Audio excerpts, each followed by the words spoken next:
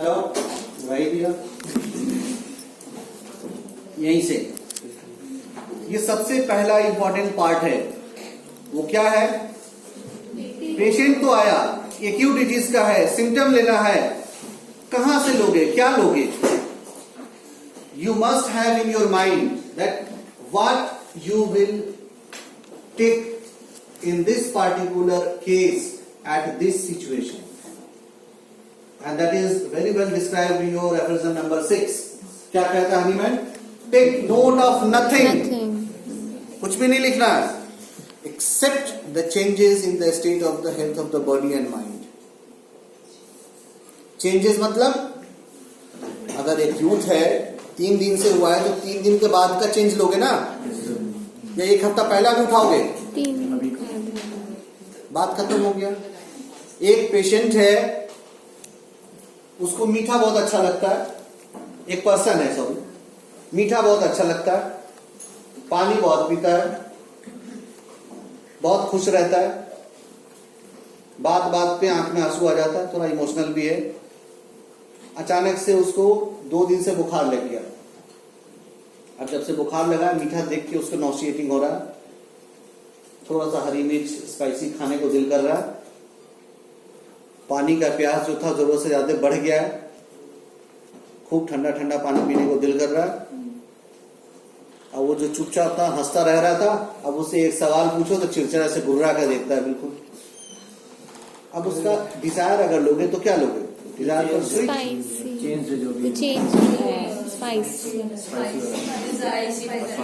इसके ऊपर बहुत लोग बहुत कंफ्यूज करते हैं बहुत सारी चीजों को, कहीं जगह ही नहीं कंफ्यूजन करने का। अगर जगह है, कंफ्यूजन होना है तो एक बार फिर एफोरिज्म नंबर 6 थर्ड सेंटेंस पढ़ लो। पहले मीठा अच्छा लगता था, वो उस पेशेंट का था, अभी एक्यूट कंडीशन के लिए रिक्वायर्ड नहीं है, बात खत्म। एक्यूट कंडीशन में क्या होगा? Aversion to sweet, desire for spicy. Thirst same था, अब इंक्रीज हो गया है, profuse thirst with cold water. So for acute disease the first and clear cut direction जिसको आपको मिस बिल्कुल भी नहीं करना है, दैट इज व्हाट? आपका दायरा क्या है सिम्टम को चूज करने का, वो दायरा जरूर अपना अपना औकात जरूर जान लेना चाहिए। सिंपली यू कैन से कि इस एक्यूट डिजीज में क्या है इसका लिमिटेशन, इसके आगे पैर बढ़ाओगे काम खराब होगा। This is the first warning. खिलाते खिलाते रहो, कोई बात नहीं, ठीक, चलो सेशन कंप्लीट होने के बाद ठीक है। सो फर्स्ट क्या हुआ डायरेक्शन? आपको दायरा पता होना चाहिए कि एक्यूट डिजीज में कहां से सिम्टम लेना है, उस दायरे को क्रॉस नहीं करना है। This is called Lakshman rekha of acute disease in organon of medicine. अब इसको क्रॉस करोगे तो अपना भुगतान समझ लेना, फिर अब नया रामायण तो होने वाला नहीं है अभी। फिर नेक्स्ट एंड इंपॉर्टेंट चीज is that is given in your aphorism number 5। अगर किताब है तो खोल कर देख लो। सबसे पहला हनीमैन क्या शुरू करता है? Useful to the physician in assisting him to cure is the particulars of the most probable particulars of most probable exciting cause in acute diseases। काम मिल गया, दायरा पता है। अब उसमें से सबसे पहले क्या निकालना है? Particulars of most probable exciting cause. पहला काम पूरा। दूसरा काम एफोरिज्म नंबर 82। एक्साइटिंग कॉज तो मिल गया, पेशेंट को हुआ क्या है, आपके पास आया किस लिए है? जो आया है वो second point, presenting complain, chief complain जो भी था उसी के लिए तो आया। 2 पिलर मिला लिया। अब एक बार फॉर्मेलिटी के लिए लेकिन दिल से पूछ लो, कहीं और कोई बात तो नहीं है? Aphorism number 99। ताकि कभी हो सकता है दूसरे पार्ट में कहीं पे थर्स्ट डिजायर, इसलिए इसमें कुछ इंपॉर्टेंट चेंजेस आया और आप बिल्कुल फिक्स हो गए नहीं, वहां तो पूछेंगे नहीं, तो ऐसी बात नहीं है, एक बार पूछ लो दिल रखने के लिए सही। और कोई बात और कोई चेंज है, अगर है तो उस तीनों को मिला लो और प्रिस्क्राइब कर लो। और अगर आपका selection of intensity of symptom जो अभी हमने डायरेक्शन बताया था उसके अंदर है, तो अगर ऊपर वाला बहुत ही नाराज है आपसे तभी प्रिस्क्रिप्शन फेल करेगा, नहीं तो कभी नहीं करेगा। या फिर फार्मेसी वाले ने दवाई के बदले में अल्कोहल ही भर भर के दे दिया आपको, यही बेलाडोना, ये रस्टर था नहीं उसके पास, आप मांग रहे हो, दे दिया उसी में। तो अपना हथियार अगर आपने जस्टिफाइड कलेक्शन से किया है और ये फॉलो किया है, then you will not fail in your acute. और अगर एक्यूट डिजीज के अंदर आपको एक्सेलरेशन एंड डी एक्सेलरेशन मिल रहा है, तो फिर हमने अभी जो लेवल ऑफ हेल्थ बताया है उसको जस्टिफाई कर लेंगे, because every condition will not be cured by just one prescription. So again you need sequence. अभी 2 दिन पहले ही पल्साटिला फॉलोड बाय क्रोटोंटिक एक भाई साहब को दिया था, अब उसकी तरफ हम नहीं देखेंगे। जो भी कंप्लेन था कैसे चला गया, एंड ही वाज सरप्राइज्ड कि अब ये क्यों था, कैसे चला गया। It requires again A sequence. इसके सीक्वेंस का बहुत सारा और भी है पार्ट। केसेस के ऊपर कुछ जाऊं या दिखाऊं वहां से, फिर से Yes, बहुत sir. लंबा होता टाइम आउट, आई थिंक दिखा दीजिए। और आपका भी सर 5 भी बज गया, अभी तो अभी कम से कम 3-4 घंटे का और है। सर डिनर करके सब जाएंगे। दिखा दे। आप तो घर चले जाओगे, आपको निकाल देगा तो हम कहाँ जाएंगे। सर हमारा घर भी नहीं है यहाँ। क्या है सो केस टेकिंग के लिए हमने एक इंपॉर्टेंट क्लू दिया आपको, डायरेक्शन। चलो शॉर्ट में हम आपको थोड़ा थोड़ा सा निकाल सकते हैं। तो ये बीच में क्या हो गया, कनेक्शन ढीला ही है।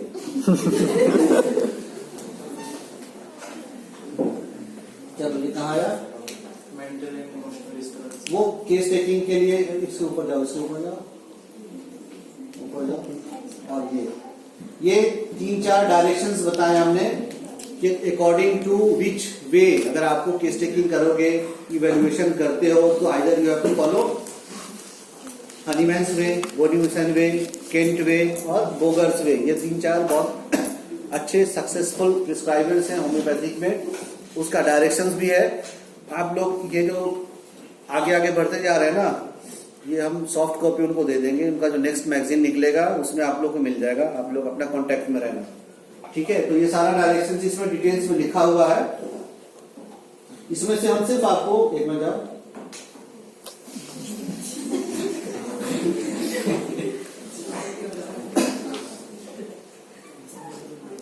ये देखो, ये हनीमैन्स मेथड है, बता दिया हमने आपको। हनीमैन का दायरा बता दिया, क्या क्या लेना है एक्यूट डिजीज में, probable exciting cause, presenting complaint, and just search.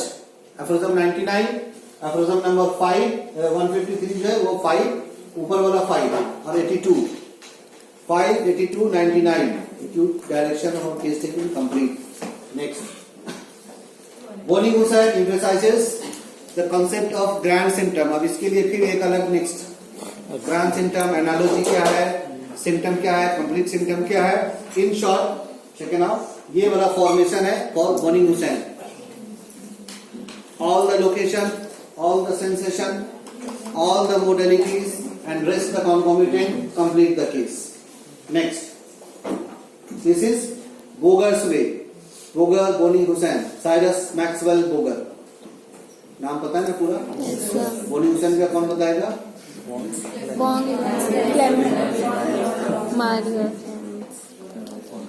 जो पैरासेल्सस का पूरा नाम बताएगा उसको 4 बिस्किट एक्स्ट्रा मिलेगा। पैरासेल्सस नहीं, तो वो बिस्किट हम खा लेंगे। आगे, ये केंट का मेथड। नेक्स्ट आ जाओ। ये थोड़ा सा यहाँ पे आपको डिस्क्राइब कर रहे हैं, because there is some misconception in our system regarding keynote prescribing. बहुत लोग कहते हैं keynote prescribing is wrong. Actually, keynote prescribing is not wrong. Their understanding of keynote prescribing is wrong.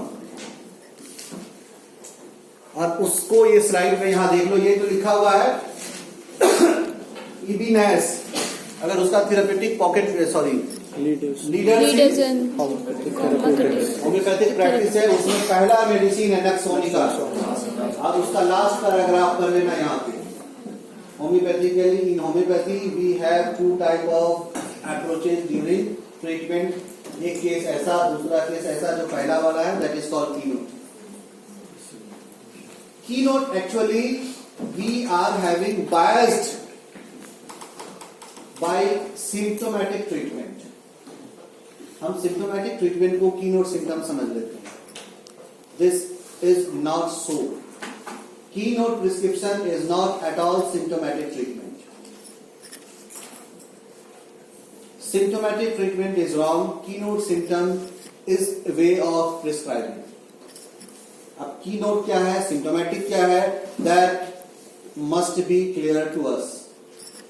Symptomatic is picking up the most important and most important symptom, one or two out of the whole case, not considering the whole case. But keynote symptom is making or finding out a symptom from the case by which the whole case is clear. Each case is not being cleared by symptomatic keynote symptom. Her case में keynote symptom नहीं मिलेगा। वो कुछ case में ही मिलेगा और कुछ case में मिलेगा अगर आप उसको उस हिसाब से समझने के लायक हो।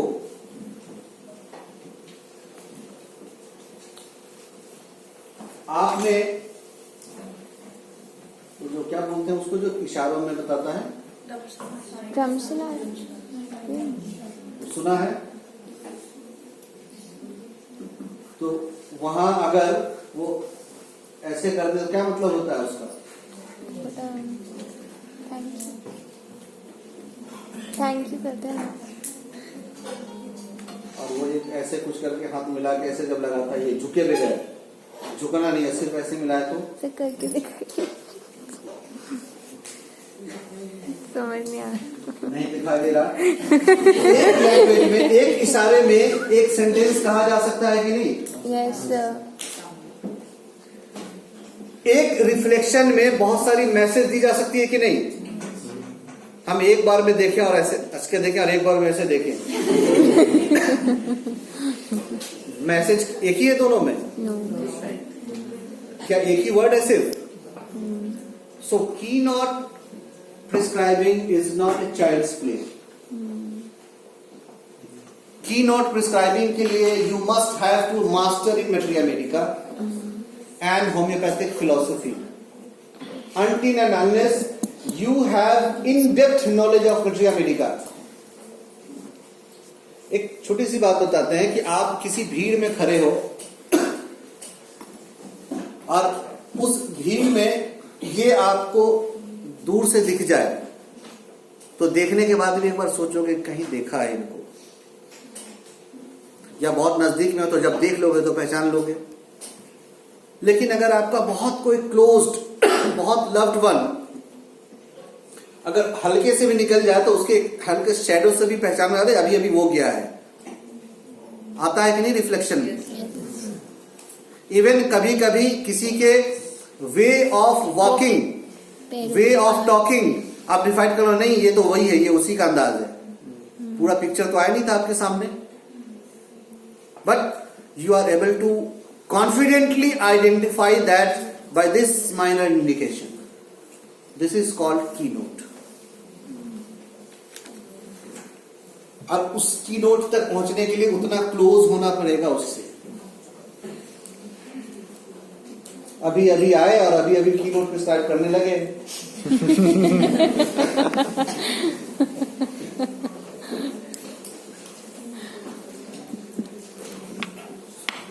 डॉक्टर साहब के बाद बहुत देर तक कोई शायरी नहीं हुई थी, तो एक छोटा सा सुना दे रहे हैं।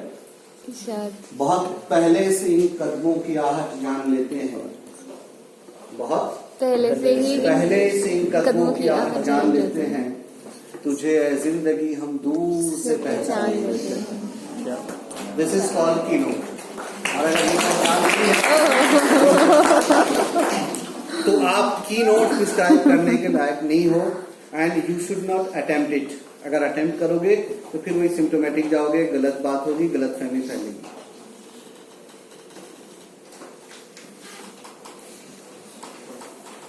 आज आप कीनोट तो बताइए, अब उसी में लिखा हुआ है। उसके बाद बहुत सारे केसेस हैं, थेरेप्यूटिक्स है, वो आई थिंक आपको मैसेज में मिल जाएगा, निकाल लेना। बिल्कुल हर केस में, अब केस में शॉर्टकट नहीं कर सकते, तो उसमें बहुत निकल जाएगा। कोई एक है तो चूज कर लो, कौन सा उसको बता देते हैं। कौन सा नहीं, जिसको नंबर लिखा हुआ है, ये कौन सा केस है दिखाना।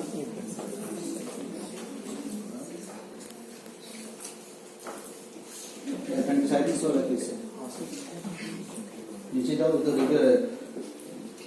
एक हाँ ये केस है, ठीक है, ये दिखा देते हैं। चलो एक केस बता, रिपोर्ट तो देख लिया। सिम्टम क्या था? राइट लोअर एब्डोमेन में pen,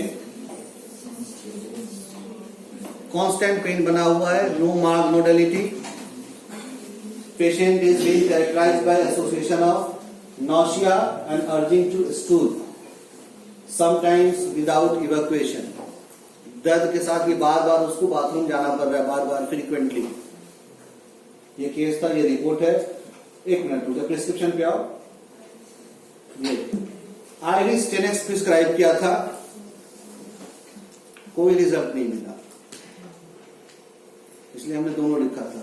iris tenax one of the specific situation, वहां पे कोई मोडेलिटी नहीं मिल रही थी, कुछ भी नहीं मार्क समझ में आया था।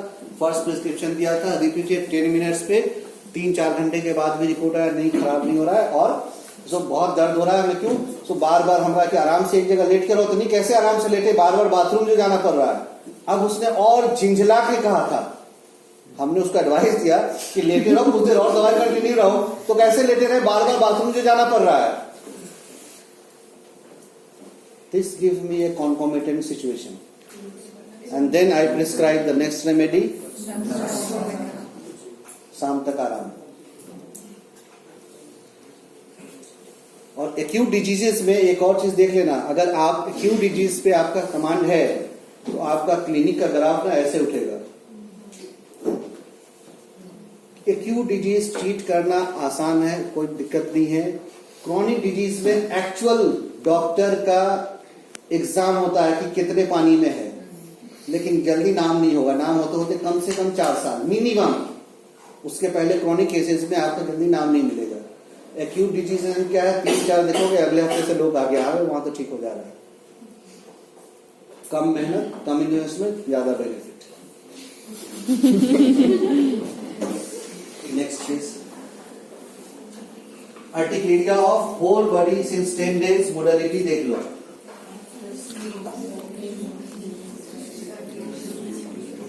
बार बार पसीना चले नहीं, जहां लगे, इवन वो दूसरे, मतलब उसका एक और पिकुलियर ये था, बार बार जब ये सिचुएशन उसको होता था, गर्मी का दिन है, तो वो दूसरों से ना डिस्टेंस बना के रखता है।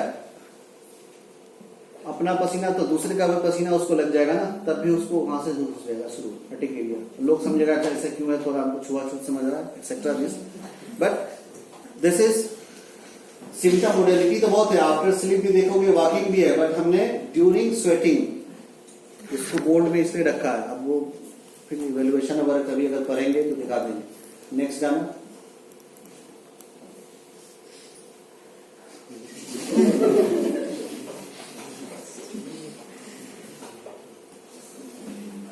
मैग्नम एसिटिकम दवाई सुना है, पक्का पढ़ लेना, क्योंकि ये उसका रिकरेंट सिचुएशन था, इसलिए मैग्नम एसिटिकम से ठीक होने के बाद afterwards followed by sulphur LM5 sequence of remedies. अगर रेगुलर फीस लेते रहना है तो फिर वो सल्फर बाद वाला मत देना, फिर अगले बार आप ही के पास आएगा। और अगर फिजिशियन का रिस्पॉन्सिबिलिटी निभाना है तो एक बाद में रिटर्निंग गिफ्ट दे देना afterwards. Magnum एसिटिकम is one of the very important symptom for such condition. अगर ये स्वेट नहीं होता, सिर्फ रात में होता, then it is more in favor of Apis. Plus फिर एपिस का अपना पेक्युलरिटी है, अलग है। ये के केस है कुछ कुछ वहां पे जो आपको दिखाने और आगे आ जाओ। ये कौन सा है? इस केस में देखो एक इंपॉर्टेंट चीज है, सिम्टम देख लो। Cough and cold, nasal blockage, headache, modalities, right side, sweat, urine, गेवो, क्रिपिंग चिलीनेस। आगे प्रिस्क्रिप्शन बाय, अब पीछे चले आओ एक बार। सिम्टम ये था, कौन से सिम्टम पे प्रिस्क्राइब हुआ होगा?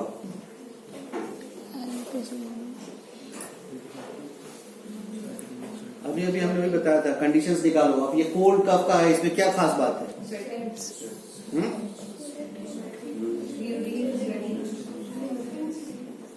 Creeping chilliness.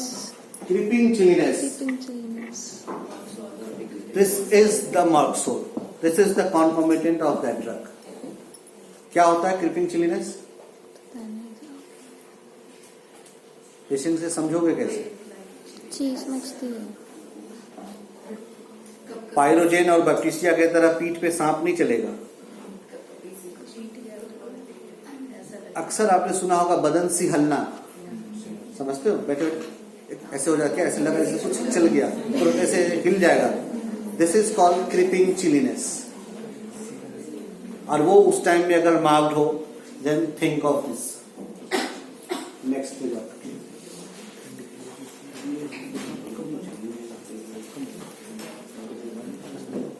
laying in heat, then drinking cold water, whole body warm, cold, fever। अच्छा ये fever irregular। Next sulphur followed by bryonia. एक चीज यहाँ पे ये वाला केस इसलिए हमने बताया था, यहाँ पे sulphur is not indicated, here bryonia is indicated actually. Sometimes in acute condition with certain situation we have to prescribe first some anti-intercurrent remedies। अगर आपने इंटरमिटेंट फीवर हनीमैन का पढ़ा है, एफोरिज्म नंबर 235 याद करना। हर फीवर में पहले कहता है कि एक डोज चाइना दे दो, फिर प्रिस्क्राइब करो क्या इंडिकेटेड है। This is again A sequence of prescription. बहुत